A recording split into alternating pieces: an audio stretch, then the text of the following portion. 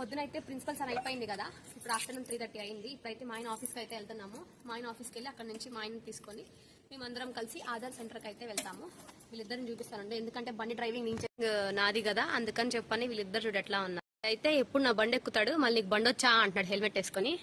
ఈ రోజు school pickup drop నేనే, కానీ ఏమో నాకు హెల్మెట్ లేకపోతే రానంటుంది. మన మీద నమ్మకం అలా ఉంది ఒక్కొక్కరికి. సరే ఇప్పుడైతే మా ఆయన ఆఫీస్కి వెళ్ళిపోయి అక్కడ వీడియో ట్రై చేస్తా తీద్దాంకి. ఓకేనా, బాయ్ బాయ్.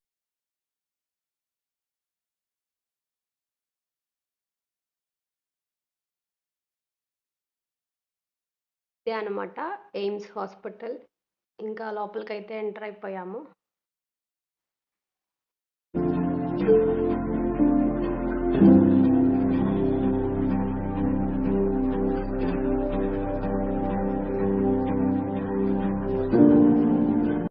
మా ఆయన అయితే మా కోసం బయట వెయిట్ చేస్తూ ఉన్నాడు. ఇంకా ఫాస్ట్గా స్టార్ట్ అయిపోయాము.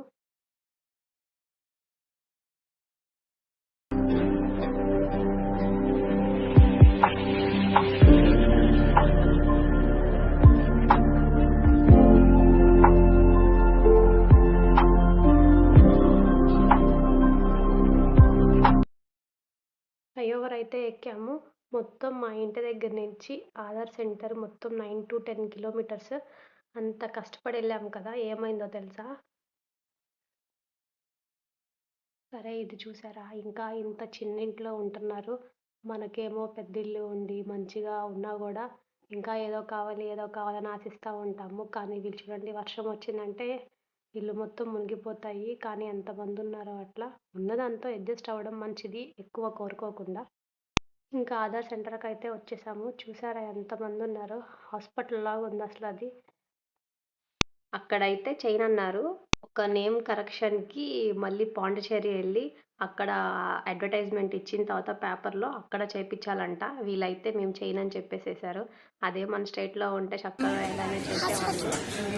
ఈ ఆధార్ కార్డ్ సెంటర్ని చూసి వాడు హాస్పిటల్ అనుకుంటున్నాడు.